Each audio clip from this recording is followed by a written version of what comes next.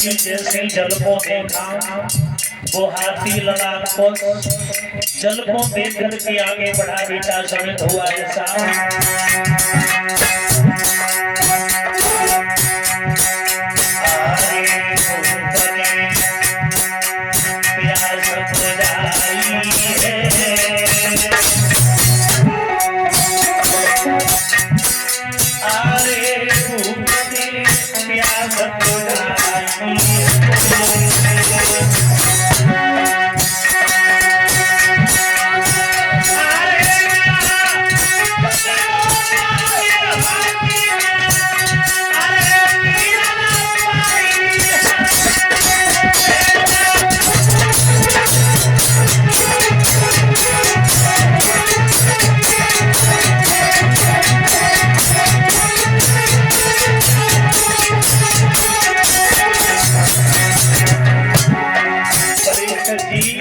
जैसे ही हाथी उस जल में पहुंचा तो गिरा ने पैर पकड़ लिया।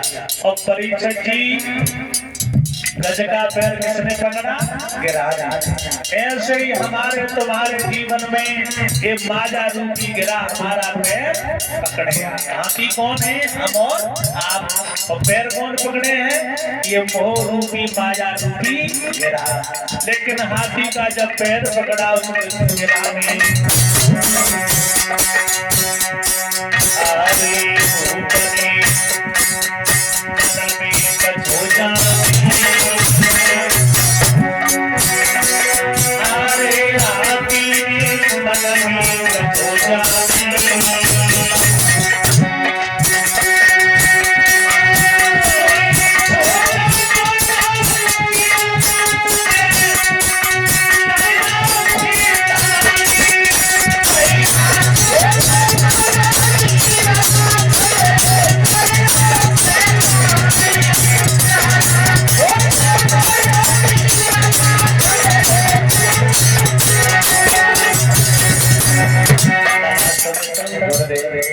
हाथी ने विचार किया कोई छोटा मोटा जीव जंतु होगा, अरे वो थोड़ी छेड़खानी कर रहा है, क्यों घमंड ना उस हाथी को।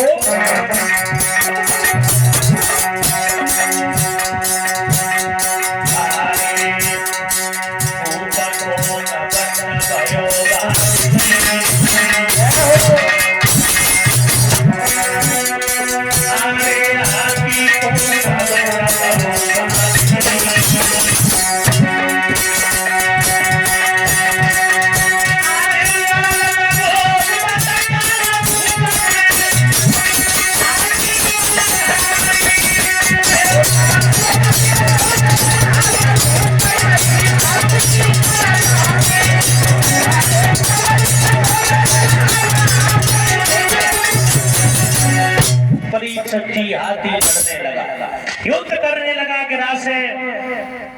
युद्ध करते करते करते करते परीक्षित जी जब हाथी को गिरा नीचे को खींचने लगा, जैसे ही नीचे को खींचने लगा उधर हाथी के बल थकित हो रहे हैं और गिरा के बल बढ़ रहे हैं। परीक्षित जी ये गिरा कौन था जिसने हाथी का पैर पकड़ा? ये गिरा पूर्व जन्म में हूहू नाम का राक्षस था। इसे भी श्राप लगा था कि तू दूसरे जन्म में गिरा बनेगा, हाथी का पैर पकड़ेगा, भगवान आकर के तेरा कल्याण करेगा।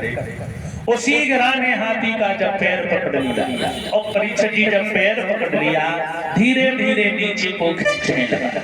यहाँ तक हुआ परीक्षित जी कि जल से गिरा की जौबर ऊपर सूंड रह गए, सारा शरीर नीचे को चला गया। जब जौबर ऊपर सूंड रही बल थकित हो गए, हाथी पर जोर नहीं लग रहा है। और परीक्षित जी जब तक शरीर में ताकत रहती है तब तक लोग भगवान का ध्यान नहीं करते, लड़ते रहते हैं दुनिया वालों से, है ना। भगवान की याद कब आती है? जब सारे बल थकित हो जाते हैं, सारा परिवार थकित हो जाता है तो भगवान की याद आती है। लेकिन हाथी ने देखा मुझे ये गिरा खींच रहा है, पार पड़ोस की बच्चे उसकी पत्नी इतनी खड़ी, हाथी जल से आवाज लगाने लगा, देवी जी। बोले हाँ। अरे गिरा मुझे नीचे को खींच रहा है, तुम क्या देख रही हो खड़ी खड़ी? अरे मेरी सूंड में सूंड मिला करके हमें खींचो। हथनी कान लगी, तुम तो जा ही रही हो, हमें काहे के नहीं ले गई हो? मैं नहीं खींचने वाला। बच्चों से कहा अरे तुम्हारे पिताजी हैं और मैं कर रहे हैं और तुम खड़े खड़े देख रही हो। अरे सब एक दूसरे की सूंड से सूंड लगा लो, मुझे खींचो। परीक्षित जी बच्चे बोले तुम तो मरी रहे हो, हम नहीं मरना चाहते, है ना परीक्षित जी? किसी ने कुछ नहीं नहीं और गज की तरह परीक्षित जी संसार भी चक्कर में पड़ा। हम भी पड़े हैं, तुम भी पड़े हो। ये मेरी पत्नी है, ये मेरा भाई है, ये मेरा परिवार है, लेकिन लला सुनत है कोई किसी का नहीं। परीक्षित जी कोई किसी का है नहीं।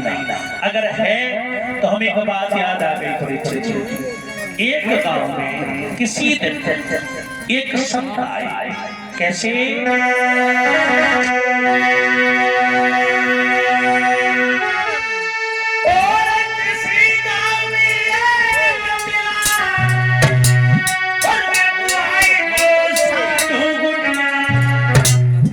संत जब आया एक गांव में होकर के निकला परीक्षित जी। ये जो दुनिया भूल में पड़ी है वो तुम्हें समझाने जा रहे हैं। कैसी भूल में? परीक्षित जी तुम्हारा लड़का है, नाती है, पत्नी है, रिश्तेदार है, कोई काम को ना है।